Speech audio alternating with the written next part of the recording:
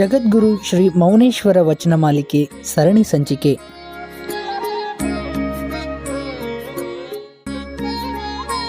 ಭೂತಳ ಜಲದಿಗೆ ಓತು ಸಿಂಪಿಲಿ ಮುಗಿದು ಭೂತಳವೆಲ್ಲ ಉರಿದೆದ್ದು ಹಂಪಿಯ ಗೋಪುರ ಅಳಿವ ದಿನ ಬಂದಾವು ಬಸವಣ್ಣ. ವಚನದ ಭಾವಾರ್ಥ: ಜಗದ್ಗುರು ಶ್ರೀ ಮೌನೇಶ್ವರರು ಬರೀ ವಚನಕಾರರಲ್ಲದೆ ಕಾಲಜ್ಞಾನಿಗಳು ಆಗಿದ್ದರೆಂಬುದು ಅವಿಸ್ಮರಣೀಯ. ಈ ವಚನದಲ್ಲಿ ಅಂತಹ ಕಾಲಜ್ಞಾನದ ಕುರಿತಾಗಿ ತಿಳಿಸಿದಂತಿದೆ. ಪ್ರಳಯದ ವಿವಿಧ ಸಾಧ್ಯತೆಗಳನ್ನು ಈ ಕಾಲಜ್ಞಾನ ವಚನ ಹೇಳುವಂತಿದೆ.